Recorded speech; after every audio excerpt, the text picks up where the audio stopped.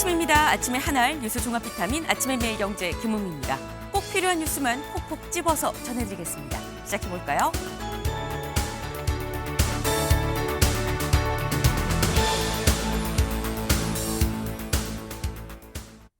매일경제 일면입니다. 다카이치 총선 압승, 일본 개헌 의석수를 확보했다라는 소식입니다. 어제 있었던 일본 중의원 총선, 이 다카이치 총리가 속한 현재 자민당이죠. 자민당이 단독으로 과반을 했다라는 소식입니다. 기존엔 단독 과반이 안 돼서 연정을 했죠. 유신회랑 연정을 했었는데 이 연정 없이도 과반이 될 정도다라는 얘기입니다. 특히나 그냥 단순 과반이 아니라 압승이다라고 지금 나와 있죠. 어느 정도 압승이냐, 단독으로 개헌안을 발의할 수 있을 정도의 압승이다라는 얘기입니다. 네, 무려 이 오전 7시 기준으로 316석을 확보를 했다라고 하니까 이보다 사실 더 나올 수도 있는 거죠. 네, 그야말로 역사적 대승이다. 전후 이렇게 많이 이긴 적이 없었다라는 얘기가 나옵니다. 문제는 개헌을 해서 자위대가 헌법에 명실공 일본 군으로 편입이 된다고 한다면 이거가 진짜 문제 아니긴 전쟁 가능국으로 일본이 가는 거 아니냐라는 얘기가 같이 나오고 있습니다. 그 이야기도 잠시 뒤에 대담으로 좀 짚어봅니다. 다음 기사 볼까요? 서울신문입니다. 특검 추천 후폭풍, 사면초가 정청래. 네, 이게 무슨 얘기냐? 네, 지난주 목요일이었었죠. 이재명 대통령이 2차 종합특검의 특검을 민주당이 아니라 조국 혁신당이 추천한 권창영 변호사를 특검으로 임명을 했습니다. 당시에 혁신당 추천이네라고 그냥 좀 뜻밖이다라고 하고 넘어갔었는데 그 후일담이 전해지기를 특검 추천 후폭풍, 여기 좀 같이 볼까요? 청와대가 불쾌감을 강하게 드러냈다라는 겁니다. 왜? 알고 보니까 민주당이 추천했었던 전준철 후보가 쌍방울 이 대북송금 사건, 대북송금 사건에서 쌍방울을 변호했었던 이력이 있었다라는 거죠. 아니 어떻게 이런 사람을 추천합니까? 라는 취지의 이재명 대통령의 직접 발언이 있었다라는 얘기까지 지금 전해지고 있습니다. 정청래 대표, 누를 끼쳐서 죄송하다라는 얘기를 박수현 대변인을 통해서 얘기를 했습니다만 정청래 대표 지금 상당히 좀 곤혹스러운 상황일 거다. 근데 그렇다고 사면이 다 이 사면 초가냐, 내면이 다 막혔느냐라는 생각이 들 수 있는데 이것 말고도 또 다른 시련이 있을 수 있다라는 거죠. 뭐냐? 다음 기사 볼까요? 한국일보입니다. 합당 최후 통첩, 진군 회군기로에선 정청래다. 이 조국혁신당과 합당을 합시다라고 제안을 하고 당 내에서 시끌시끌 찬반 논란이 계속됐었는데 관련해서 이젠 혁신당에서 이거 당장 13일까지 결정해 주세요라고 혁신당에서 최후 통첩을 날렸다라는 거죠. 어제 조국 대표 직접 기자회견을 열고 얘기를 했습니다. 13일이면 오늘 포함해서 5일밖에 남지 않았죠. 지금 합당 문제를 놓고 당 내에서도 시끄러운데 밖에서도 청와대에서도 어떻게 이런 사람 추천합니까? 라는 얘기까지 나오고 있다. 안팎으로 정청래 대표 지금 기로에 서 있는 거 아니냐라는 얘기가 나옵니다. 다음 기사 볼까요? 동아일보입니다. 2,000원 주려다 비트코인 2,000개를 입력을 했다.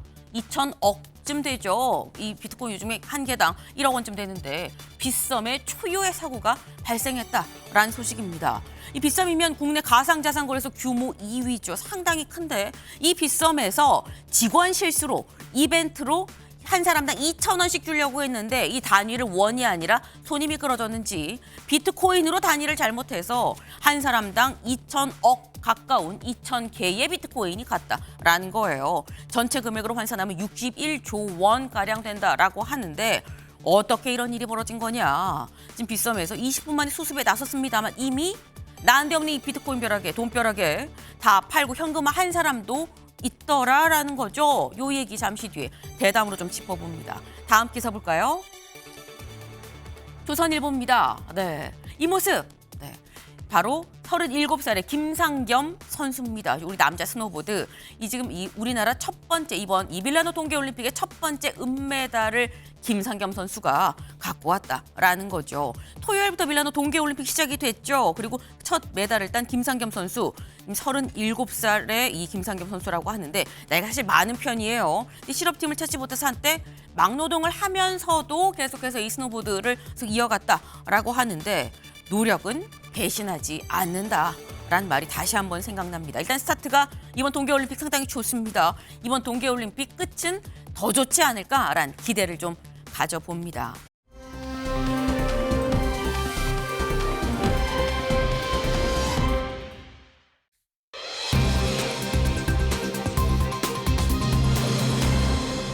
전쟁 가능 국가입니다. 기사 보시죠.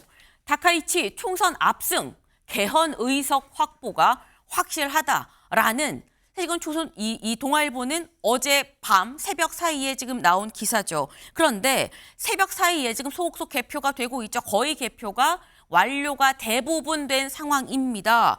그래서 새벽 사이 어떻게 결과가 나왔느냐 같이 볼까요? 네. 지금 예상 의석수입니다. 아직 100% 개표가 이루어지지는 않았어요. 그런데 일단 현재 자민당, 지금 다카이치 총리가 속한 당인 거죠. 자민당만으로도 현재 316석이 예상이 된다라는 겁니다. 전에 비해서는 상당히 거의 한 3분의 1 정도가 더 늘어난 거죠. 316석. 그리고 연정을 하고 있는 일본 유신회 34석에서 36석. 이렇게 되면 합하면 352석이나 됩니다. 사실 이게 전체 의석 자체가 한 462석인가요? 462석인데 여기에서 이 352석이다라는 거예요. 상당하다라는 거. 중도개혁연합, 국민민주당, 레이와 신생구미당 등등등 해서 좀 있는데 좀 주요 정당만 지금 일단 올렸습니다. 이렇게 많은 이 의석을 지금 확보를 한 걸로 현재 집계가 되고 있다라는 거예요. 전체 의석은 465석이다라고 좀 말씀을 좀 드립니다. 네. 근데 지금 이거 일본 집권당이 압승했네. 근데 그게 그걸 우리가 알아야 돼? 라고 생각을 하실 수 있어요. 근데 이게 대체 어떤 의미냐? 의석별 의미를 좀 볼까요? 네. 지금 전체 465석인데 이 중에서 233석이면 과반이죠. 과반이면 정권을 유지할 수 있는 최소 조건입니다. 요거는 돼야 그래도 집권당으로서 뭘 한다라는 건데, 그런데 이게 아니라 243석쯤 되면 이제 안정적으로 좀 갈 수 있다. 17개 상임위 위원장을 좀 독점을 하고 이 모든 상임위에서 절반 정도 확보할 수 있다라는 거예요. 그런데 여기서 더 가면 절대 안정. 그런데 지금은 아까 나왔죠. 310석도 넘었습니다. 현재 집계는 316석까지도 단독 과반으로 가지고 올 거다라는 건데, 이게 어떤 숫자냐? 3분의 2를 확보한 초다수다. 쉽게 얘기해서 우리 3분의 2 의석을 갖게 되면 헌법도 개정을 할 수가 있죠. 그 정도다라는 겁니다. 헌법 개정안을 단독으로 발의할 수 있는 정도다. 다만 일본은 중의원 말고 참의원이 있기 때문에 참의원의 동의까지도 좀 필요하긴 합니다. 하지만 그럼에도 불구하고 지금 보면 헌법 개정안을 단독으로 자민당이 발의를 할 수 있는 정도다라는 건데, 이게 김상일 이 위원님, 단독으로 헌법 개정, 이게 우려가 되는 부분이 사실 그 자위대 그런 부분인 거거든요. 네. 전쟁 가능국으로 한 발 더 뚜벅뚜벅 앞서가는 거 아니야, 가까이 가는 거 아니야라는 우려가 있습니다. 그렇죠. 이제 일본이 사실상 우리 동아시아에서는 그 전쟁 이후에 어떤 반성을 해가지고 이게 우리가 함께 불안감 없이 지낼 수 있는 지도국이다, 이런 생각을 주지 못했거든요. 네. 독일 같은 경우는 총리가 그 피해자들의 묘에 가가지고서 무릎을 꿇는 모습이라든가 지속적인 이미지를 없애고 지도국으로서 인정받는 어떤 행위들을 지속적으로 해왔는데, 일본은 그런 것들을 하지 않고 오히려 그런 정서를 자극해가지고 정치적으로 이용하는 모습들을 많이 보여왔어요. 그러면 이렇게 했을 때 과거의 어떤 제국주의의 망령이 되살아나는 거 아닌가라는 불안감을 주변국에서 갖게 되는 것이죠. 이제 그런 부분 때문에 일본의 지금 그 평화 헌법 조항 헌법 구조가 이제 스스로 이제 전쟁을 하거나 할 수 없게, 그런 거를 못하게 자위만 할 수 있게 지금 묶어놓은 조항인데요. 그 부분을 개정할 수 있는 의석수가 된다. 그러나 어쨌든 그거는 모든 국가가 가지고 있는 거예요, 사실은. 그런데 일본이 정치적으로 그동안 주변국에게 불안감을 해소해주는 역할을 충분히 못했다는 것이 이번에 굉장히 큰 문제로 지금 보여지고 있는 것입니다. 네. 사실 제가 거듭 말씀드리는 게 지금 이 자민당만으로 3분의 2가 되기 때문에 그래서 그럼 평화헌법이 이제 개정되는 거야는 그것까지는 아니다라고 말씀을 드리는 게 중구의원 선거가 어제 있었던 거고요. 그 위에 또 참의원이 있죠. 그런데 참의원에서도 3분의 2가 동의를 해야만 헌법이 개정이 됩니다. 때문에 헌법이 당장 다같이 이 자민당에서 낸다고 해서 이게 지금 통과가 된다. 이 개헌이 된다라고 볼 수는 없는 거긴 한데 하지만 그럼에도 불구하고 김준욱 대변인님.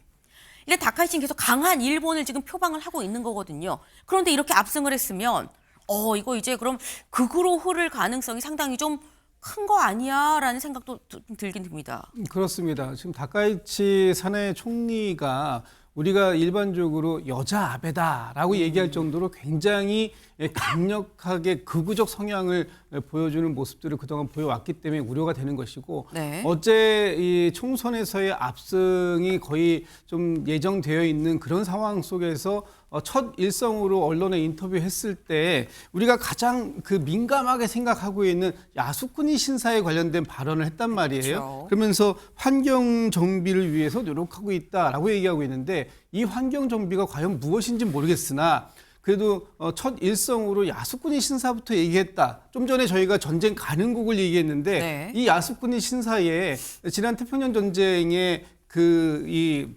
전범들이라고 하는 분들, 이 사람들이 같이 합사되어 있는 곳을 딱 찍어가지고 그것을 환경정비하겠다라고 얘기하는 것, 앞으로 일본이 어디로 흘러갈지, 과연 이 정상적인 국가의 범주를 넘어서는, 그래서 이 동북아시아의 어떤 이 패권 질서에 또 다른 위협이 되지는 않을까라는 우려감들을 주변국들이 가질 수밖에 없는 상황은 되었지 않았을까라고 평가합니다. 네, 주변국들의 우려가 있을 수밖에 없는 상황이다. 그리고 그 주변국 중에 가장 가까운 나라가 바로 우리나라 대한민국인 거죠. 그러다 보니까 지금 이게 그냥 넘어갈 수 없는 사안이다라는 겁니다. 그런데 전에는 198석밖에 안 되는데 어떻게 316석까지 갑자기 훌쩍 이렇게나 많이 의석을 얻은 거지? 인기가 많나? 라는 생각이 들지 않으시나요? 지금 보니까 다카이치 총리의 인기가 어마어마하다고 합니다. 동아일보 기사 같이 보시죠. 12,480km 붕대 투혼 아이돌급 인기 다카이치 선거 동영상 1억 조회수를 나타냈다라는 거예요. 대체 어떤 영상이길래 1억 조회수가 넘었느냐 같이 보실까요? 未来は自らの手で切り開くもの。自民党はその先頭に立ちます。逃げません。ぶれません。決断します。頑張る人が報われ、困った時には助け合い、夢を持って働ける国へ。日本列島を強く豊かに。 네, 이게 1억 조회수가 넘을 만한 영상인가라는 생각이 개인적으로 들긴 드는데 지금 이게 조회수가요 1억 6천만이 넘었습니다. 그런데 궁금해서 저희가 한번 찾아봤어요. 일본 인구가 몇인가? 1억 2,300인가? 1억 2,300만 정도 돼요. 그런데 1억 6천만이라는 얘기는 아이부터 어른까지 최소 한 번 이상은 봤다라는 얘기가 되는 거죠. 이게 이렇게나 인기가 있을 만한 영상인가 싶은데 보니까 일본 최고의 아이돌이 1억 뷰를 찍는데 38일이 걸렸다고 하는데 이게 1억 조회수를 찍는데 9일밖에 안 걸렸다고 합니다. 근데 이걸 보면 김기영 대변인님, 다카이치 총리의 인기가 대체 어디서 오는 거냐? 강한 일본이 이렇게 열망을 하는 거냐라는 생각이 듭니다.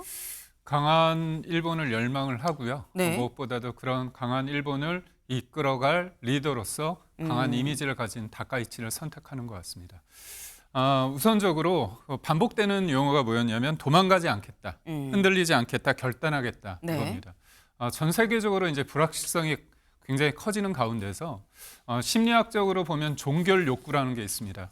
그러니까 단호하게 얘기하고 이걸 내가 끝내겠다 이렇게 얘기를 했을 때 사람들이 과연 그럴까 하면서도 이렇게 크게 세게 종결적으로 얘기하는 사람한테 관심이 간다는 거죠. 그러다 보니까 뭐 트럼프나 푸틴이나 시진핑 같은 사람이 있는데 이번 다카이치 같은 경우는 저는 젊은이들을 왜 좋아하느냐 보니까 다카이치 가치라는 얘기가 있답니다. 가치가 진짜라는 뜻입니다. 네. 그러니까 다카이치는 진짜다. 그러니까 사람들이 해주겠다 얘기를 했는데 진짜 해준 경우는 없었거든요. 아하. 그러니까 우리 말로 말하면 찐이다 이런 뜻입니다.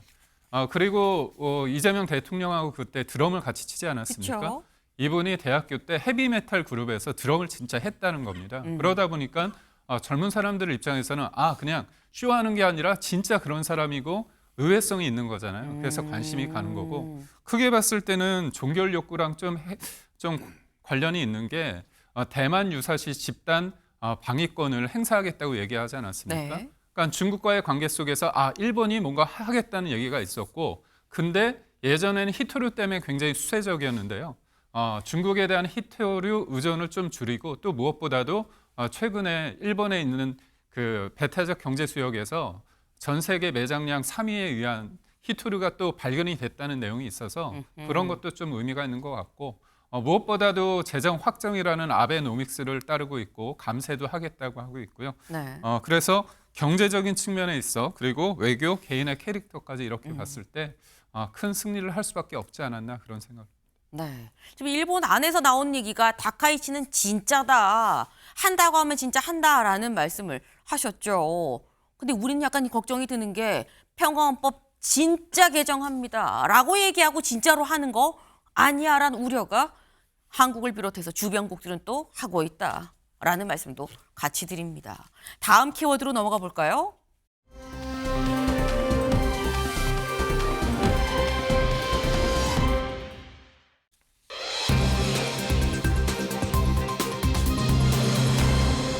장동혁 보란 듯 누구 얘기일까요? 기사 보시죠. 장동혁 보란 듯 한동훈 15,000명 토크 콘서트 세를 과시했다라는 얘기입니다. 사진에서 보이는 바로 이 모습, 주먹을 불끈 쥔 한동훈 전 대표 뒤로 지금 굉장히 많은 사람들이 지금 몰려 있죠. 응원봉을 들고 몰려 있는 모습인데 어제 저희가 앞서서 얘기했었던 토크 콘서트 잠실 실내체육관에서 있었습니다. 얼마나 많은 사람들이 모였는지 직접 영상으로 확인해 보시죠.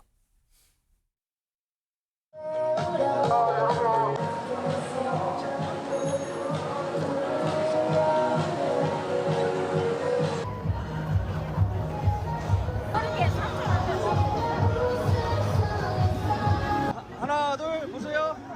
제22대 대통령은 누구? 한동훈. 우리가 자 한동훈 화이팅! 안녕하세요. 네 안녕하세요. 보수 재건 운동에 동참하신 여러분.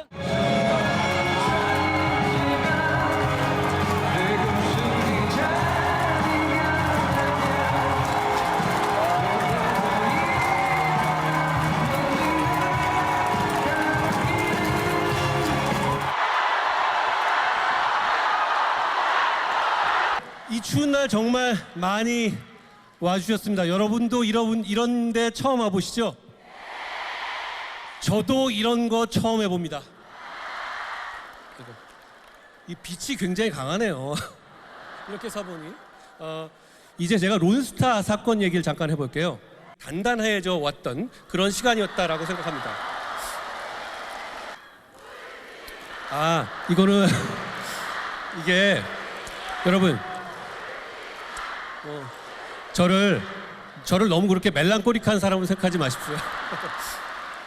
이 자리에 오면 이게 보니까 빛이 굉장히 강하네요. 그러니까 자 그런 건데요. 어쨌든 30살 시절에 그리고 여러분 론스타 얘기하다가 울 일은 없잖아요.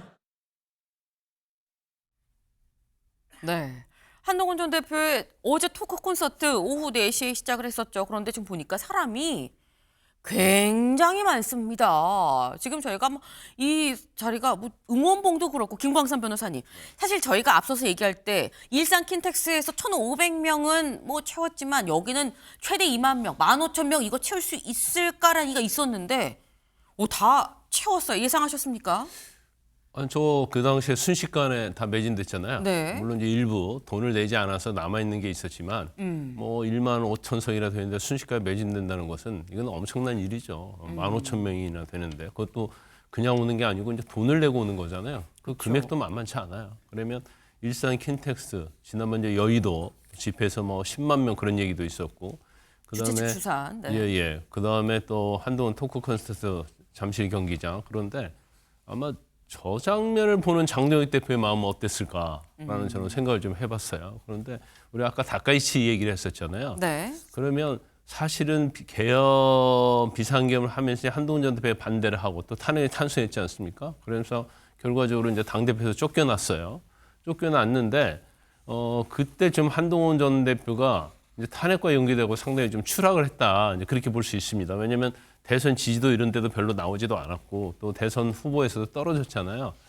그런데 결과적으로 다시 원위치로 시키는 것은 이제 장동혁의 한동훈 제명이다 그렇게 봐요. 그래서 저걸 그냥 뭐 콘서트 했구나 15,000명 그게 아니고 네. 저도 주위에서 보면 한동훈을 지지하는 사람이 전에 비해서 상당히 늘었고 아하. 한동훈에 대해서 반감을 갖고 있는 사람들도 이제 상당히 한동훈에 오히려 동정을 하는 네. 이제 그런 어떤 흐름이 있다 이렇게 봐요. 그래서 위기는 기회고 또 어떻게 보면 오히려 장동혁 전 대표가 수면에 가라앉던 한동훈을 바로 물 밖으로 좀 끌어내 올려줬다. 그래서 지금 사실은 국민의힘 당원도 아니고 어디 소속도 아니잖아요.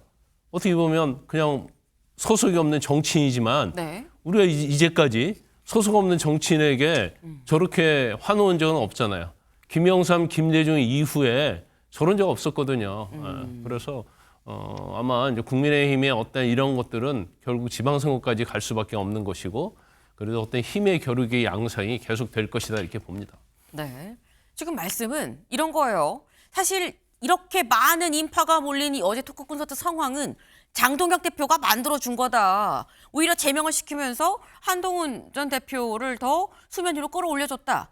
윤석열을 추미애가 만들었듯 지금 한동훈을 장동혁이 만들고 있는 거 아니겠니? 뭐 이런 취지의 지금 말씀을 하셨어요. 사실 이게 이 한동훈 전 대표가 지금 뭐 아무 소속도 없지 않느냐라고 얘기를 했는데 한동훈 전 대표 어제 토크 콘서트에서 자신을 이렇게 설명을 했습니다. 직접 들어보시죠. 제가 제명을 당해서 앞에 붙일 이름이 없습니다.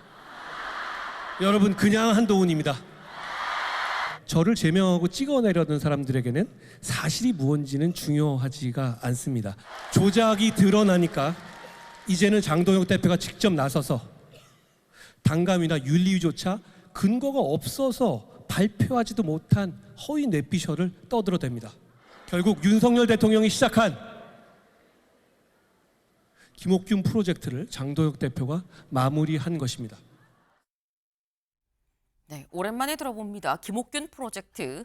한동훈 전 대표가 전당대회로 대표가 되고 난 다음에 빨리 끌어내야 된다라는 당시 윤석열 대통령 쪽의 어떤 계획이 있다라는 얘기가 나오면서 그게 김옥균 프로젝트다라고 얘기가 됐었죠. 근데 그 김옥균 프로젝트 그때 나를 끌어내지 못했는데 그 미션을 장동혁 대표가 완성을 했다라고 지금 얘기를 하고 있어요. 김기영 대변인님.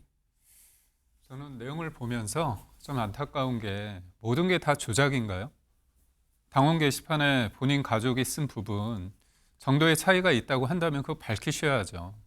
윤리위원회, 당무감사위원회 그리고 국민과 당원들이 선택한 최고위에서 결정이 났습니다. 그 관련해서 신동욱 최고위원이 뭐라고 했습니까? 그러면 최고위에서 공개 검증하자 얘기를 했잖아요. 본인 응하지 않았습니다. 그리고 재심 10일간의 기간 동안에 아무 응답이 없었습니다. 가처분 안 하시잖아요. 본인이 다 맞다고 생각하고 국민의힘이 공당으로서 모든 게 다 조작이라고 한다면 왜 이런 식으로 하시죠? 전 이해가 가지 않습니다. 그리고 윤석열 전 대통령과의 관계 속에서 본인이 피해자였다 이렇게 말씀을 하시는데 윤석열, 한동훈 이 두 분의 관계는 많은 분들이 알고 있습니다. 그리고 그냥 한동훈이라고요? 아닙니다. 윤석열 대통령이 어떤 자리 줬습니까? 법무부 장관 줬고요. 비대위원장 줬습니다. 이것을 제가 볼 때 본인들의 지지자들 앞에서 그렇게 얘기를 하면 지지하시는 분들의 마음은 강화가 되겠죠. 하지만 국민의힘을 지지하는 당원과 국민들 입장에서는 왜 본인 좋다는 사람들 앞에서만 저 얘기를 할까? 객관적으로 자기가 당당하다면 아니 공당의 시스템을 인정하면서 그 안에서 다툴 수 있는 거 아닙니까? 저는 그런 측면에서 좀 안타깝고요. 정치라는 건 결국 보여지는 것도 중요하지만 제가 볼 때 이견이 있는 사람들과 어떻게 하느냐의 문제입니다. 예. 네.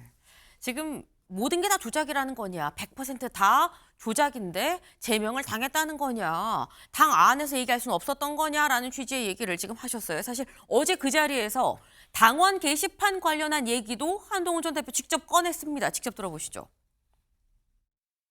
저는 당시에는 몰랐고요. 제가 정치를 했기 때문에 비롯된 일이니 제 가족들에게 저는 미안하긴 합니다만 여러분 제가 미리 알았다라면 제 가족들에게 그러지 말라고 부탁했을 겁니다. 걱정 끼쳐드려서 죄송합니다. 앞으로 그런 일이 없을 겁니다. 네, 걱정 끼쳐 죄송합니다. 앞으로 그럴 일 없을 겁니다. 제가 뭐 제 풀에 꺾일 거란 그런 기대 한 사람들이 있는데 그런 기대하지 마세요라고 얘기를 하면서 근데 그러면서 어제 그 자리에서 얘기를 한 게 이 당원 게시판 관련해서 내가 미리 알았더라면 가족들한테 그러지 말라고 얘기를 했을 텐데 나도 아쉽다라는 취지로 얘기를 했어요. 근데 이걸 보면 김준욱 대변인님 내가 미리 알았더라면 가족들한테 하지 말라고 했을 텐데 이 얘기를 제명 전에 윤리위에서 혹은 뭐 다른 뭐 기자회견 형식이든 뭐든지 그 전에 좀 더 빨리 했으면 글쎄 제명된 상황까지 왔을까라는 의문을 제기한 사람도 있습니다. 저도 뭐 그렇게 생각합니다. 왜냐하면 이 사건이 벌써 24년도 한 10월경에 알려졌던 사안이기 때문에 네. 1년도 훨씬 더 지난 그 기간 동안에 특히 그 한동훈 전 대표가 당대표로 있는 시절에 이 부분에 대해서 문제가 제기됐을 때 바로 어제와 같은 그런 식의 사과를 했었더라면 저는 진작에 해결됐을 문제다라고 보는데 이 일을 이렇게까지 키운 건 그 누구도 아닌 한동훈 전 대표 본인 스스로가 아닌가라고 얘기를 해볼 수밖에 없을 것 같아요. 그리고 어제 한동훈 전 대표가 뭐 많은 얘기를 하는데 지금 그 한동훈 전 대표가 하는 얘기들이 사실 맞는 부분들이 있어요. 국민의힘이 퇴행적으로 가고 있다라는 부분을 지적한 부분이 있는데 이 부분에 대해서 국민의힘에서 받아들일 자세가 안 되어 있는 것. 이런 것이 한동훈 전 대표의 가족 문제, 당원 게시판 문제하고 맞물리면서 이것이 어떤 이 효과적으로 당에 전달될 수 없는 그런 분위기가 되었다라는 것이 아마 한동훈 전 대표를 지지하는 사람들 입장에서는 굉장히 안타까운 대목이 됐을 것이다라고 생각합니다. 네, 조금 더 일찍 얘기를 했었더라면 뭔가 지금과는 다른 상황이 펼쳐질 수 있었던 거 아니겠느냐라는 얘기가 나온다라는 거죠. 하지만 일단 이미 뭐 물은 엎질러졌고 제명됐고 토크 콘서트라고 이제 장외로 한동훈 전 대표는 이제 나간 상황입니다. 지금 이 상황에서 모두의 관심은 어제 토크 콘서트에서 앞으로 한동훈 전 대표가 뭘 할지 콘서트에서 얘기를 할 것이냐였었죠. 무소속으로 나간대? 안 나간대? 나가면 어디 나간대? 뭐 이런 게 지금 다 궁금했었는데 그 얘기는 없었고 다만 지방선거 관련해서 이 얘기는 있었습니다. 직접 들어보시죠. 저는 선거는 결과 책임이니 바로 수용하고 사퇴했습니다. 그런데 최근 국민의힘에서는 선거 지고 나서 지도부 사퇴 안 하면 어떻게 되냐는 정당사에서 누구도 고민해보지 않은 희한한 고민들이 나온다고 합니다. 씁쓸한 마음을 감출 수가 없습니다. 계엄, 옹호, 윤호개인 같은 극단주의자들이 주류가 아닌 양 끝에 있는 것은 위험하지가 않습니다. 그러나 그 극단주의자들이 지금 중심 세력을 차지하려 하고 있습니다. 이건 대단히 위험한 퇴행입니다. 한동훈 전 대표의 얘기는 이거죠. 최근 국민의힘에서 이런 얘기가 나온다면서요? 라고 하면서 한 얘기가 지방선거 지고 나서 지도부가, 그러니까 이른바 장동혁 지도부가 사퇴 안 하면, 안 내려오면 어떻게 하냐라는 누구도 해보지 않은 희한한 고민이 지금 국민의힘 내에서 나온다. 씁쓸한 마음을 감출 수가 없다라고 지금 얘기를 하고 있어요. 네, 사실 이게 김상일 위원님, 사실 이 한동훈 전 대표가 갈 수 있는 여러 가지 시나리오 길 중에 하나가 지방선거 뒤에 지도부가 바뀌게 되면 그때 뭐 전당대회 뭐 나오고 이런 얘기도 사실 있긴 있었거든요. 그게 한동훈 전 대표든 친한계 누구이든지 간에 이해가 있었는데 아예 지도부가 안 내려갈 수도 있어라는 얘기도 지금 나온다라고 얘기를 하는데 어떻게 보십니까, 이 가능성은? 저는 뭐 여러 가지 가능성이 다 있지만 기본적으로 정치는요. 전면에 서지 않으면 네. 제가 볼 때는 쇠퇴하기 마련이라고 저는 생각을 해요. 그래서 어떤 형태든 전면에 설 필요가 있다. 만약에 지금 상황이 틀렸다면 틀렸다는 것을 말하지 않으면 비겁한 사람이 될 수 있고 그 비겁함이 본인에게 부메랑으로 돌아올 수 있거든요. 그렇기 때문에 본인의 그 존재 그리고 가치 이런 것을 인정받기 위해서 뭐 저는 지방선거에 어떤 형태로든 참여를 하는 것이 맞다라는 개인적인 의견을 가지고 있고요. 네.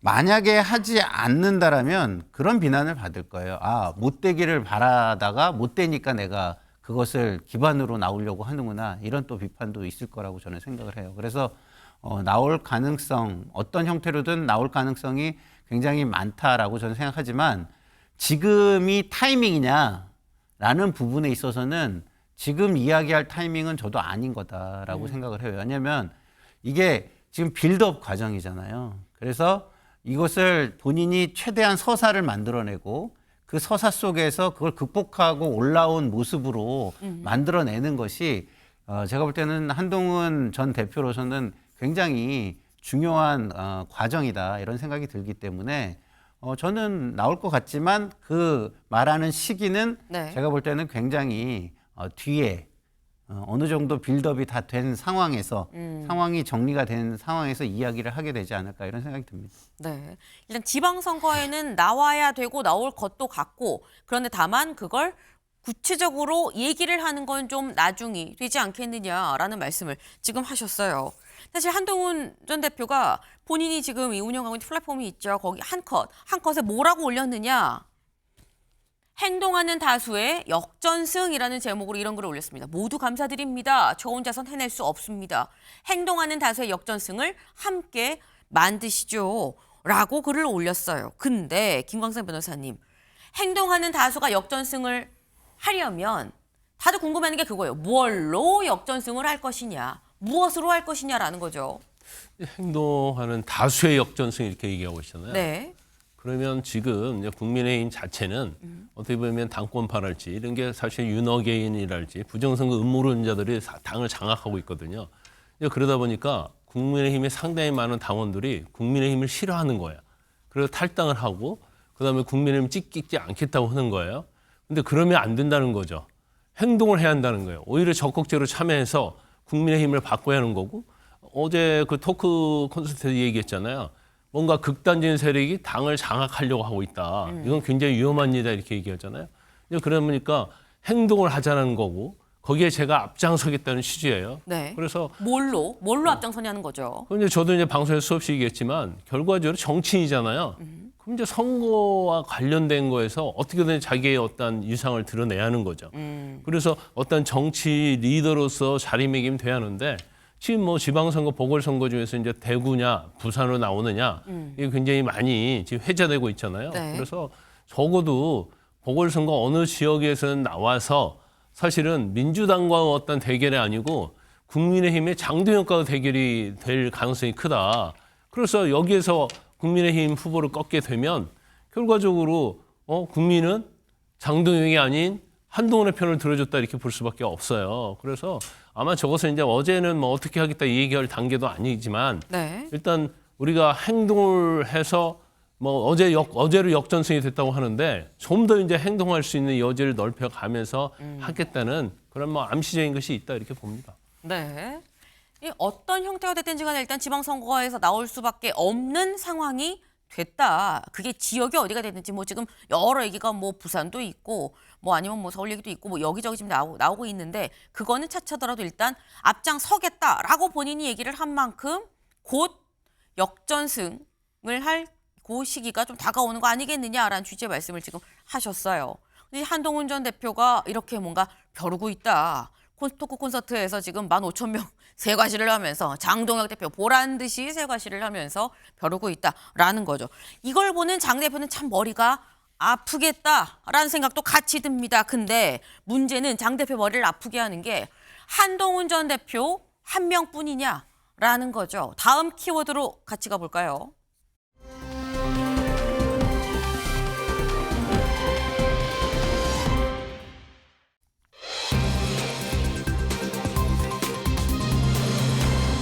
최후 통첩입니다. 누구의 최후 통첩이냐?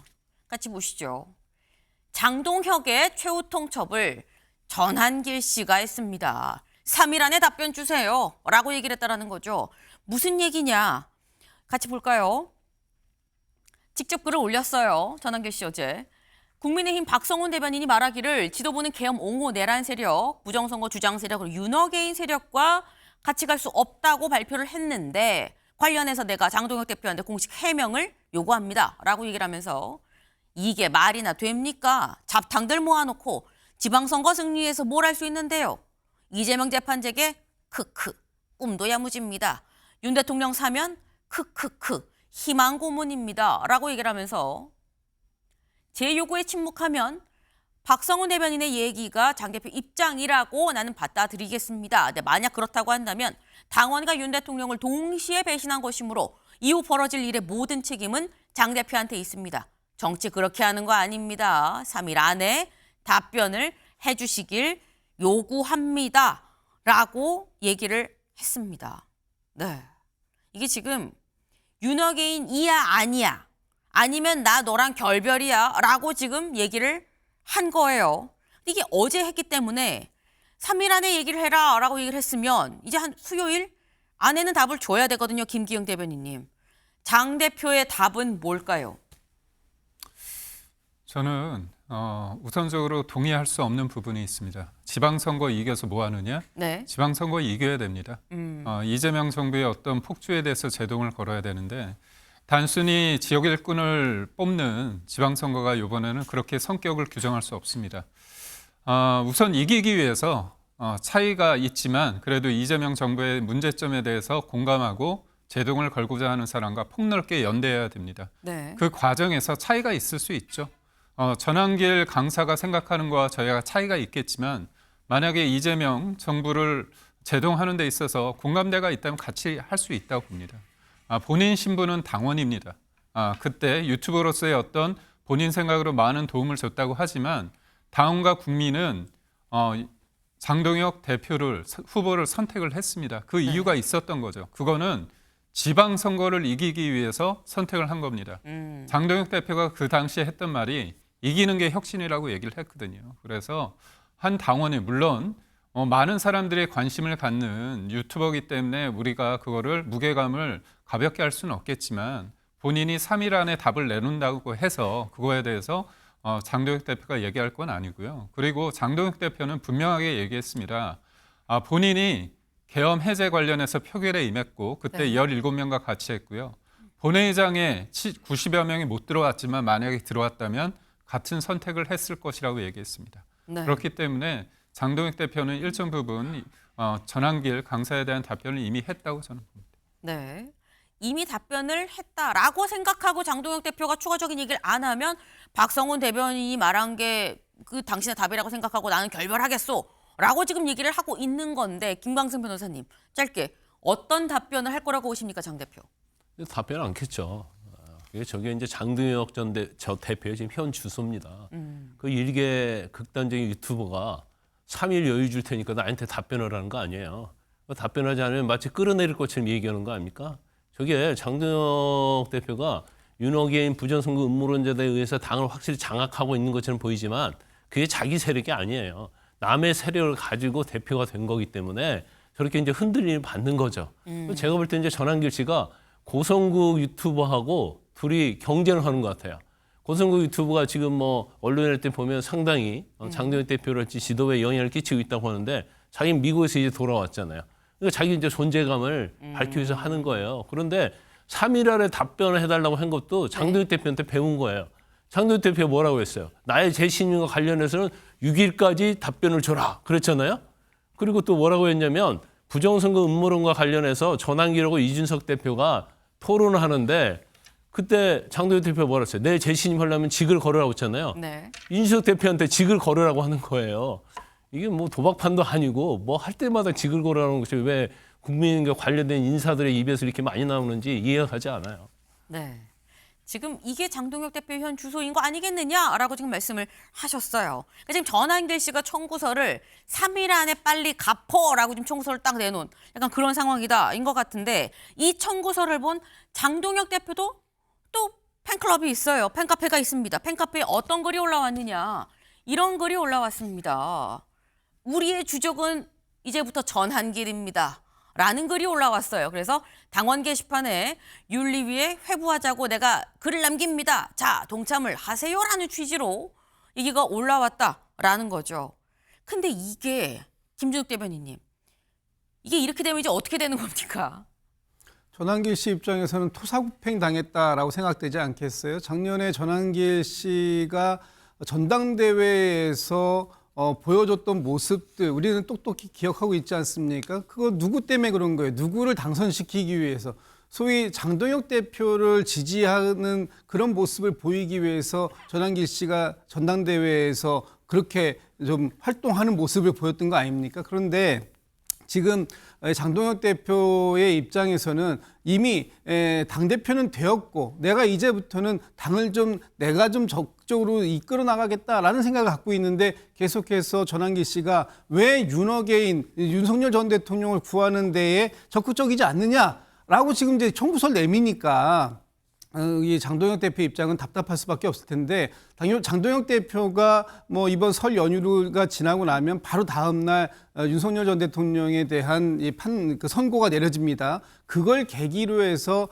그 전륜을 하겠다라는 생각을 갖고 또 그걸 통해서 또 그 중도 쪽으로 외연을 확장해 보겠다라고 생각하고 당면까지 개정하겠다고 하는데 이렇게 안에서 뭐 그 본인을 지지했던 사람들이 본인의 발목을 세게 잡고 있다면 장동혁 대표 잠 못 드는 밤이 계속될 수밖에 없는 상황일 것이다라는 생각이 들고 한쪽에서는 한동훈 전 대표가 장동혁 대표가 지금 가고 있는 방향이 윤호개인 방향으로 가고 있어서 잘못됐다라고 비판하는데 또 한쪽에서는 전한기 씨처럼 왜 나를 적극적으로 우리의 모습을 따르지 않느냐라고 이제 얘기한다면 장동혁 대표의 모습은 말 그대로 중간에 이렇게 샌드위치처럼 낑긴 그런 현상을 보일 수밖에 없는 그 답답한 심정일 것이다라고 생각합니다.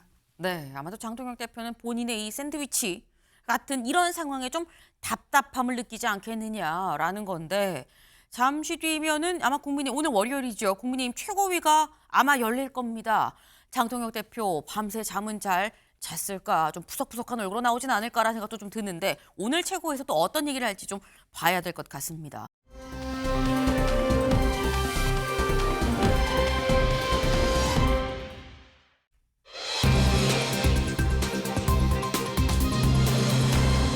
이런 사람을 어떻게 해? 라는 얘기가 나왔다는 거죠. 누가 한 얘기냐? 같이 보시죠. 쌍방울 변호인 특검 추천 보고받고 이 강한 불쾌감을 표시를 했다라는 겁니다. 혹시 기억하시나요? 이 지금 2차 종합 특검 지금 이 관련해서 권창영 변호사가 지금 이미 특검 사무실로 출근을 했죠. 그런데 이 종합특검 추천이 민주당에서도 올라갔었는데 혁신당 이 변호인이 이 혁신당의 후보가 지명이 됐습니다. 당시 추천이 누가 됐는지 같이 좀 보겠습니다. 그때 민주당은 전준철 변호사를 추천을 했고요. 혁신당은 권창영 변호사를 추천을 했습니다. 그런데 이재명 대통령이 선택한 건 권창영 변호사였었죠. 그래서 민주당 추천이 아니라 혁신당 추천을 했네라는 얘기가 있었는데 알고 보니까 민주당이 추천한 전준철 변호사를 보고 크게 화를 냈다라는 얘기가 후일담으로 나오고 있습니다. 기사 다시 가볼까요? 네, 기사 보겠습니다. 기사 요 밑줄 같이 볼게요. 복수의 청와대 관계자에 따르면 이 대통령은 민주당이 2차 종합특검 후보로 전준철 변호사를 올린 데 대해 당이 어떻게 이런 사람을 추천하느냐는 취지로 말하며 강한 불쾌감을 드러낸 것으로 알려졌다라는 겁니다. 네. 어떻게 이런 사람을 추천할 수 있느냐? 대체 아니 전준철 변호사가 왜? 라는 건데 중앙일보 같이 보시죠. 이런 사람이다 라는 거예요. 18명 호화 변호인단 꾸렸었던 김성태 쌍방울 전 회장. 대북 송금 사건 관련해서 김성태 전 회장의 주장은 말하는 이 진술들이 이재명 당시 경기지사와 다 연관이 돼 있어요. 그래서 우리가 서포트한 겁니다라는 취지로 얘기를 했었죠. 재판에서도 검찰 가서도. 그랬는데 그랬었던 그 김성태 전 회장의 변호인단 중에 한 명이 전준철이었었다라는 거죠. 전준철 변호사. 그러다 보니까 김상일 위원님. 사실 윤석열 대통령 때 윤석열 정부 때 대통령의 경로 뭐 이런 얘기는 뭐 종종 나왔었어요. 네. 이재명 대통령이 취임하고서는 강한 불쾌감, 뭐 화를 냈다 이런 얘기는 이번에 사실 처음 보는 것 같거든요. 네. 어떻게 보셨습니까? 저는 이게 그 전준철이라는 사람에게 저는 집중을 하면 저는 안 된다고 봐요. 그러니까 정청래 대표가 그동안 어떤 일을 하면서 그 대통령을 전국의 중심에 놓고 고민을 했느냐, 배려와 존중을 하면서 당을 끌어갔느냐, 저는 이 점에서 생각을 해야 된다고 봅니다. 왜냐하면 아니, 특검을 전준철 변호사를 할 수도 있죠. 일을 잘하고 그 특검을 잘 이끌 수 있으면 할 수 있는 겁니다. 한때 김성태 변호인이 됐다는 건 분명한 오해 소지가 있어요. 그리고 만약에 사전에 이런 부분에 대해서 충분한 어떤 오해 소지를 없애는 정부적인 작업이 없었다면 굉장히 불쾌할 수도 있습니다. 그렇기 때문에 제가 볼 때는 이게 전준철을 했다가 중요한 게 아니라 이 오해 소지를 없애는 정무적인 작업이 있었느냐. 그것은 무엇을 의미하는 거냐면 제일 처음 제가 얘기한 것처럼 당을 이끌어가는 데 있어서 대통령의 성공이나 정부의 성공을 좀 앞에 놓고 내지는 존중하면서 배려하면서 가느냐라는 부분에 있어서 이게 그렇지 못하다는 것이 쌓여왔고 그것이 여기에서 분출이 된 거 아니냐 한꺼번에 이런 생각이 듭니다. 뭐 누가 과거에 무슨 일을 한번 했다는 것이 좋은 글씨가 될 수는 없는 거예요. 자꾸 그런 식의 판단을 하고 그런 식으로 이 상황을 이용하려는 것도 저는 사실은 평론가로서 저는 좀 약간 반대 입장입니다. 하지만 정무적으로는 정청래 대표가 굉장히 잘못했다. 왜? 이 정도는 오해의 소지가 분명히 있는데 그것을 생각하고 대통령이나 청와대를 고려하는 당의 어떤 주도권 행사가 있어야 한다. 앞으로도 이런 일은 이런 사안이 아닌 거에서도 충분히 발생할 수 있는 것이다. 이렇게 보는 게 저는 좋다고 봅니다. 네. 지금 말씀은 당이 그동안 일을 해나가는 데 있어서 이재명 대통령, 이 청와대, 이 현재 국정 전체를 우선순위로 놓고 여기에 서포트한다는 생각으로 항상 일을 진행을 해나가느냐 아니면 당이 뭘 한다라는 당이 우선으로 보는 거냐 이게 지금 드러난 상황이다라고 말씀하셨어요. 그래서 단순하게 전준철 변호사 문제가 아니라 그동안 누적돼 왔던 게 여기서 딱 폭발을 한 그런 케이스다라고 말씀하셨는데 지금 일단 화를 냈죠. 이재명 대통령. 강하게 불쾌감을 드러냈다라고 지금 얘기가 나오고 있습니다. 근데 관련해서 그래서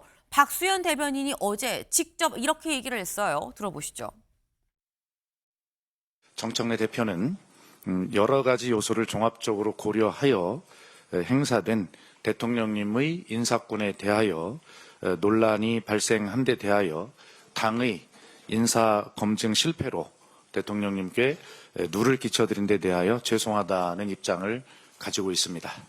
당에서 추천된 후보자가 비록 윤석열 검찰의 잘못된 점에 저항하고 바로 잡으려는 노력을 한 점과 윤석열 검찰총장으로부터 핍박을 받았던 검사였다 하더라도 더 세밀하게 살피지 못한 것은 검증 실패입니다. 인사검증 실패로 누를 끼쳐서 죄송합니다라고 직접 박수현 대변인 얘기를 했죠. 그리고 바로 뒤이어서 이성윤 최고위원이 SNS에 글을 썼습니다. 뭐라고 썼느냐. 사실 전준철 변호사 제가 추천한 겁니다. 제 책임이에요 라고 얘기를 하면서 전준철 변호사가 윤석열 정권 들어서 압수수색을 받는 등 탄압을 좀 받았는데 소신 있고 사실 유능한 검사긴 합니다. 이거 제 잘못입니다. 너무 뭐라고 하지 마세요라는 취지로 또 글을 올리긴 했어요. 그런데 김진욱 대변인님, 지금 박수현 대변인이 여느 때보다 굉장히 강하게 누를 끼쳐서 죄송하다라는 표현은 사실 처음 들었거든요. 사실 상황이 좀 엄중하다라는 판단을 하고 있는 걸로 보이는데 당에서도. 근데 그 정도면 박수현 대변인이 아니라 정청래 대표가 직접 했었어야 되는 거 아닌가라는 생각도 들어요.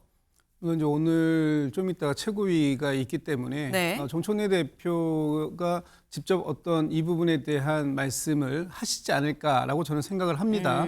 또 이성윤 최고위원도 오늘 최고위원회에서 본인이 사과하고 이 과정들에 대해서 오해를 풀 수 있는 그런 메시지를 준비하고 있다 이런 얘기도 지금 나오고 있는데 네.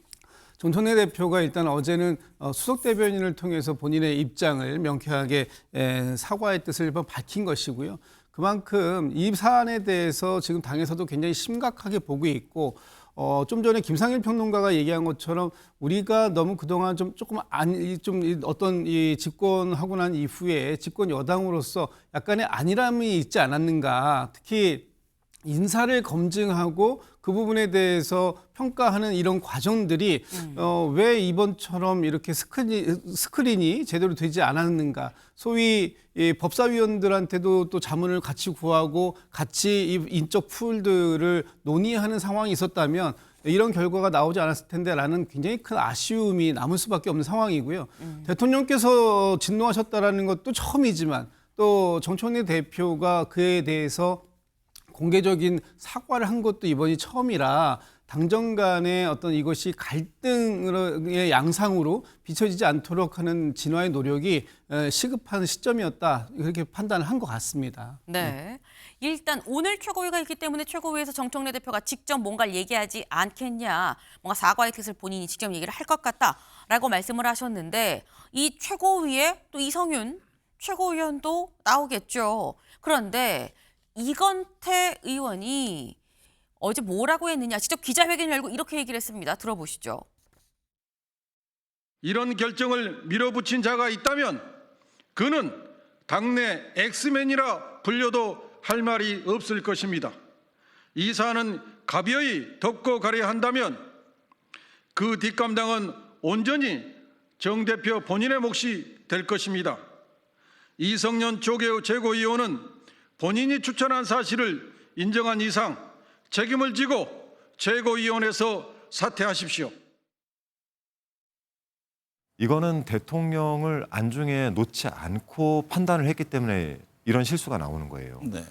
당이 이런 인사 추천을 하거나 할 때도 항상 대통령, 정부 이 두 가지를 머릿속에 놓고 판단을 해야지 이렇게 좀 안일하게 판단하고 안일하게 인사 추천을 해가지고는 정말 뭐 정부 출범 1년도 되지 않았는데 큰 혼란만 야기할 뿐이다라고 생각하고 있습니다. 이 과정 관리의 실패라고 보고 어찌 보면은 지금 현재 지도부가 너무 속도에만 집중하고 있는 것 같습니다. 네. 네. 이성윤 최고위원 사퇴해라라고 이건태 의원이 직접 기자회견을 열고 얘기를 했죠. 자신의 SNS에도 또 똑같은 글을 올렸어요. 근데 잠시 뒤면 최고위가 열릴 텐데 이성윤 최고위원과 함께할 다른 최고위원들도 있죠. 황명성 최고위원 뭐라고 했느냐. 이거 대통령을 모욕하고 당의 명예를 훼손한 사건이다. 강덕구 최고위원. 최소한의 검증 안 된 일이 왜 자꾸 반복이 되는 겁니까? 이현주 최고위원 굉장히 세요. 제2의 체포동의안 가결 시도와 다름없다. 사실 이 체포동의안 가결 요 당시가 친명에서는 뭐라고 얘기하냐면 PR을 구분하는 그 상황이 됐다. 그 당시에 나왔던 게 비명횡사였었죠. 그걸로 이어진 게 체포동의안 가결이었었는데 이건 제2의 체포동의안 가결이다. 라고까지도 얘기를 하고 나섰습니다. 김기영 대변인님. 이성윤 최고위원 잠시 뒤에 있을 최고위에서 사퇴할까요? 사퇴하지는 않을 것 같습니다. 왜냐하면 정청래 대표 입장에서는 친청계 사람이 한 명 빠지면 여러모로 좋지 않기 때문에 사실상 이 부분에 대해서 조금 시간을 좀 볼 것 같은데요. 여기에서 좀 저희가 놓치는 게 있습니다. 여기서 보니까 대통령에 대한 모욕이다. 그리고 뭐 명예훼손이라 얘기를 하는데요. 좀 궁금한 게 있습니다. 특검을 추천하는 데 있어서 기준이 대통령입니까? 대통령의 심기를 거스리고 대통령을 모욕하는 게 이게 특검의 원칙입니까? 그리고 민주당에서 뭐라고 합니까? 윤석열 정부로부터 탄압받아서 이 사람은 자격이 있다는 겁니까? 그러면 대통령이 싫어하는 사람은 특검하면 안 되고 윤석열 전 대통령으로부터 탄압받은 사람 특검 자체가 된다는 겁니까? 특검의 기준이 뭐죠? 이거는 민주당과 이재명 정부 사이에서 지금 싸우고 있는 부분인데 본질은 뭐냐? 특검을 왜 하느냐? 이유 불문하고 전 정부 죽인다는 겁니다. 그래서 그 사이에 이재명 대통령의 심기, 이재명 대통령을 모욕하는 건 안 되고 윤석열 전 대통령 탄압받은 사람 무조건 될 자격이 있다고 국민들 앞에서 다 자복한 겁니다. 이건 뭐냐? 특검이 정치적인 특검이란 거거든요. 재탕 특검이고요. 지방선거를 위한 특검이라는 겁니다. 그래서 저는 이거는 대통령에 대한 모욕이 아니라 국민에 대한 모욕이고요. 국민에 대한 명예훼손입니다. 그래서 자기네들이 요 틀 안에서 싸울 때는 그 큰 못 보겠죠. 하지만 국민들이 볼 때 야, 특검이 이런 식으로 이루어지는구나. 진실이 드러났다, 민낯이 드러났다고 볼 수밖에 없습니다. 네. 지금 말씀은 지금 이런 뭐 친명이냐 친청이냐 뭐 오가는 공방을 보면 국민의힘에서 보이는 거는 이건 결국 정치 검찰, 정치 특검을 임명을 한다는 거 아니겠느냐라고 또 말씀을 하셨어요. 지금 이게 사실 당내 이 민주당과 이 여권 안의 이 어떤 갈등이라고 볼 수 있지만 국민의힘에서는 또 우린 이거 보면 이래서 또 화가 나요라고 좀 그런 취지로 말씀을 하신 건데 아까 말씀하셨죠. 이게 사실 요거 한 건이 아니다. 그간 누적되어 온 게 좀 폭발한 거 아니겠느냐. 뭐가 누적이 됐느냐 볼까요? 또 어떻게 보면 그간 시그널이었었다라고 볼 수도 있어요. 처음에 이 재판중지법 관련해서 추진을 하는데 그때 강훈식 실장이 직접 나와서 대통령을 정쟁에 끌어들이지 마세요. 비서실장이 직접 나와서 얘기를 해서 이건 뜻밖이다 이례적이네. 강한 메시지다라는 얘기가 나왔었죠. 그리고 난 다음에 저희도 이 얘기를 했었는데 정청래 대표와 함께하는 이 만찬 자리에서 이재명 대통령 농반으로 해서 혹시 반명이십니까? 라고 물었었던 적이 있다라는 거예요. 그때 정청래 대표의 대답은 우리 모두 친명, 친청와대, 친청입니다. 라고 얘기를 했었다라는 거죠. 그리고 청와대가 정 대표 조국 혁신안 합당 공개안 제안에 발표하는 시점 몰랐다. 뜻은 알고 있었지만 몰랐다. 시점은 몰랐다. 그리고 최근 국무회의에서도 국회가 너무 느려서 일할 수 없는 상태다라고 얘기한 적도 있고 이번에도 다시 한번 어떻게 이런 사람을 추천을 할 수가 있냐라는 얘기까지 이게 누적이 차곡차곡 되어다가 뻥 하고 여기에서 터진 거 아니겠느냐라는 얘기가 나옵니다. 정청래 대표는 이 고비를 어떻게 넘어갈 것이냐라는 건데 아까 저희 일면에 사면 초과다라는 얘기가 나왔죠. 왜? 어제 조국 대표가 기자회견을 자처했습니다. 직접 들어보시죠. 민주당의 다음을 요구합니다. 설 연휴가 시작되는 2월 13일 전까지 민주당의 공식 입장을 결정해 주십시오. 2월 13일까지 공식적이고 공개적인 답변이 없으면 조국혁신당은 합당은 없는 것으로 하겠습니다. 가야 할 길을 명확히 선택해 주십시오. 합당을 하지 않고 별도 정당으로 선거연대를 이룰 것인지 아니면 선거연대도 하지 않을 것인지 또는 하나의 정당 안에서 가치와 비전 경쟁을 할 것인지 명확하게 선택해 주십시오. 조국 대표 얘기는 분명합니다. 합당 고민 깊어지는 정청래 조국 13일 넘기면 합당 없다라고 얘기를 했어요. 이게 요즘에 정치권 약간 트렌드인가라는 생각도 드는 게 김광삼 변호사님. 다들 이렇게 시한을 정해요. 3일 안에 뭐 얘기를 하고 13일까지 얘기를 해야 되고 자꾸 시한을 정합니다. 근데 이 시한 안에 13일 안에 그럼 답을 정청래 대표는 또 줄 것이냐 어떻게 보세요? 일단 뭐 10일에 뭐 의원총회 한다는 거 아니에요. 네. 이제 결과 봐가지고 또 조국을 못 만날 필요가 없다 이렇게 정청래 대표가 얘기를 했어요. 그런데 이게 지금 상당히 지금 애매하게 돼가고 있습니다. 왜냐하면 일단 이제 합당에 대해서 또 친명 청와대 쪽에서 워낙 반대가 강하잖아요. 그래서 뭐 배신자에다가 반란에다가 막 정말로 입에 담을 수 없는 얘기들이 나오고 있는데 이 와중에 아까 특검에 대해서 이재명 대표와 각이 있는 김성태 변호인을 어떻게 보면 추천했단 말이에요. 그러면 사실 대통령 입장에서 보면 이건 엄청나게 진짜 불쾌한 일이죠. 이게 나를 엿먹이려고 했나? 이제 그런 생각을 할 수도 있어요. 대통령 입장에서는. 물론 뭐 제가 볼 때는 고의적인 건 저는 아니라고 봐요. 그렇지만 일단은 뭐 특검 임명하려고 하면 법사위하고 상의를 하고 그다음에 최고위에 보고하고 대통령이 임명하니까 대통령 측하고 상의를 해야 하잖아요. 근데 조국 혁신당과 합당한 거와 똑같은 방법을 했단 말이에요.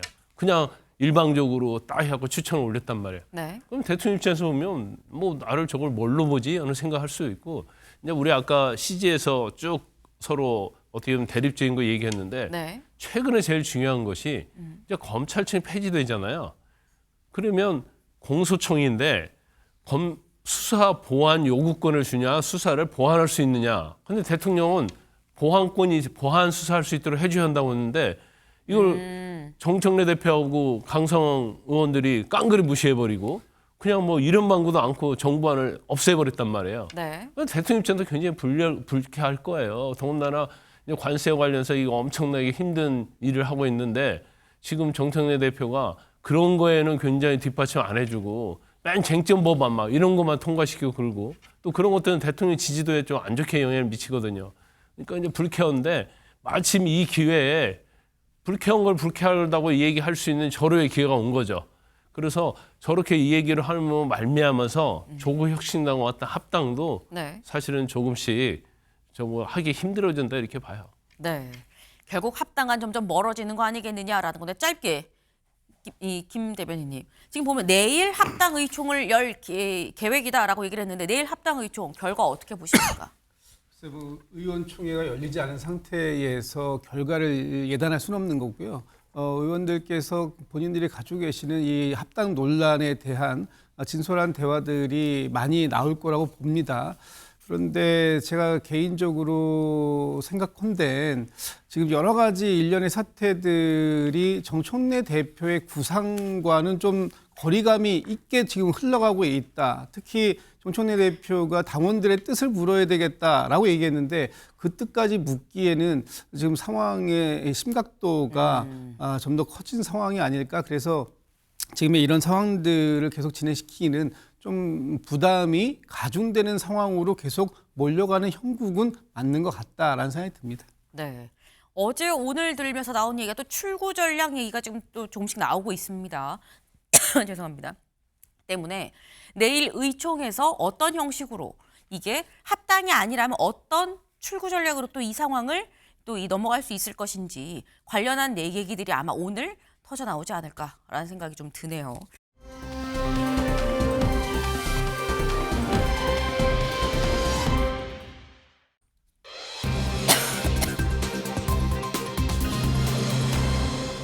(2,000원) 주려다 2,000억을 줬어요 라는 거죠. 보겠습니다. 가진 코인은 175개 뿐인데 62만 개를 뿌렸습니다. 3,500배 돈 복사를 했다.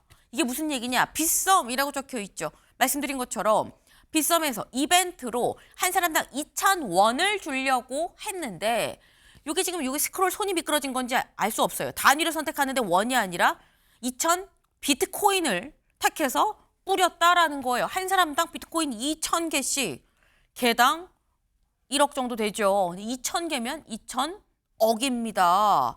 그런데 여기서 더 놀라운 건 빗썸이 자체 보유하고 있는 게 175개밖에 없는데 어떻게 이렇게나 많이 지금 62만 개를 다 뿌릴 수가 있었느냐라는 얘기가 나오고 있습니다. 사실 이거는 실제 보유하지 않았는데 그냥 유령이죠. 유령 코인이 그냥 막 퍼진 거예요. 이거 김상을 위원님, 요 부분 또 잘 아시잖아요. 네. 기본적으로 이 비트코인 같은 것이 블록체인 화폐가 나온 것이 뭐 화폐라는 표현이 적절한지 모르겠습니다. 그것은 처음에 우리가 제3자 보증에 의해서 이루어지는 지급 결제 수단을 중앙 집권적이지 않고 개인들 간에도 할 수 있게 제3자 보증이 필요 없게 네. 하자는 거잖아요. 그게 원래 이제 블록체인이 나온 건데 지금은 이게 블록체인이 이제 하나의 지급 결제 교환 수단이 아니라 네. 하나의 자산처럼 증권 자산처럼 지금 돼가고 있는 거예요. 그래서 거래소에서 거래가 되는데 그렇게 하다 보니까 지급 결제는 교환이 되니까 바로바로 이게 있는지 없는지가 확인이 되잖아요. 네. 근데 그게 아닌 거는 그 장부상에서 적어놓고 그걸로 거래를 다 한 다음에 맨 마지막에 지급 청산할 때만 하면 되기 때문에 네. 이걸 장부상에서 적는 그 거래, 그 거래가 그 가지고 있는 비트코인의 개수와 상관없이 지금 거래가 이루어졌다, 풀린 거다 이렇게 네. 보시면 될 것 같고요. 지금 대부분의 많은 분들이 뭐랄까요, 코인을 사고 파는 것들이 바로바로 저한테 오고 가고 이렇게 생각하는 것 같지만 많은 것들이 그렇지가 않고 이게 장부상에서 거래가 이루어진 것을 어느 시점에 한꺼번에 청산하는 기존의 화폐 방식하고 지금 비슷한 방식으로 거래소에서는 이루어진다라는 것을 이번에 알게 되신 것 같습니다. 네. 지금 이게 장부 방식이다 보니까 바로바로 안 되고 그냥 없는데도 다 풀릴 수도 있고 코인이 다 풀릴 수도 있고 라는 말씀인 거예요. 근데 문제는 이겁니다. 20분 만에 알았어요. 다 자 수고합니다 라고 했습니다. 근데 문제는 지금 현재 비트코인이 풀린 게 62만 개죠. 근데 이 중에 회수가 대부분 99.7% 됐습니다. 하지만 이 사이에 판 사람들이 있는 거예요. 웬 떡이야? 판 사람이 있어요. 이게 0.3%밖에 안 되지만 1,788개, 거의 금액으로는 상당하죠. 그런데 이 중에서 회수가 된 것도 있는데 안 된 거가 125개. 이게 또한 133억 정도 된다라는 거예요. 김강산 변호사님, 이거 나 벌써 팔고 돈 없고요. 먼저 잘못 보낸 게 잘못 아닙니까? 왜 나한테 돈 달라 그래요? 라고 하면 어떻게 되는 겁니까? 저 자체가 이제 약간의 일반적인 경우 좀 다른 돈이 하는 경우 다른 부분이 좀 있어요. 네. 그러니까 일단 자기 의도 없이 들어온 돈이잖아요. 그러면 이걸 돈을 써버린 경우에 이걸 어떻게 할 것인가. 네. 이제 그런 문제가 되는 거죠. 이제 민사와 형사로 좀 구분할 수 있어요. 그걸 여쭤본 겁니다. 근데 이제 형사처벌 같은 경우에는 이 돈이 당신에게 잘못해갖고 착오로 들어갔습니다. 네. 그게 고지화되고 알고 있으면서도 이걸 팔았다고 한다면 그건 이제 범죄가 될 수 있는 건데 네. 그걸 모르고 그냥 내기로 들었는데 뭐 잘 모르겠다. 보이스피싱 범이 넣나? 그래갖고 쓰는 경우에는 형사처벌하기가 굉장히 어려워요. 아하. 그렇지만 민사는 가능하죠. 왜냐하면 네. 저걸로 인해서 어떻게 보면 아무런 원인 없이 이득을 얻은 거잖아요. 그래서 부당이를 할지 손해배상 청구는 할 수 있는데 문제는 이걸 써버리고 자력이 없으면 네. 못하는 거죠. 그래서 저기서 계좌를 거래 정지 시켰잖아요. 네. 그러면 다시 돈을 회수할 수 있는 거 아니야 이렇게 생각할 수 있는데 그 돈을 가지고 다른 코인을 사버리면 돈을 복잡해지네요. 회수하기 어려워요. 그렇죠. 그리고 일단은 가상화폐에 대해서 전에 이제 이전에 판례가 자산이 아니다고 한 판례가 있기 때문에 네. 이제는 뭐 자산을 인정할 것 같긴 해요. 그래서 이제 그런 부분들을 어떻게 법원서 보느냐에 따라서 상당히 복잡한 문제가 발생하죠. 이미 복잡한 문제 사실 발생을 했죠. 이 복잡한 문제를 빗썸이 어떻게 수습을 할 것이냐. 이미 모르고 팔아버렸으면 답이 없다라는 말씀인 건데 민사까지 갈 거냐. 빗썸이 오늘 추가적인 어떤 대책을 내놓을지 좀 봐야 될 것 같습니다. 저희가 준비한 소식 오늘 여기까지입니다. 오늘도 좋은 하루 보내세요.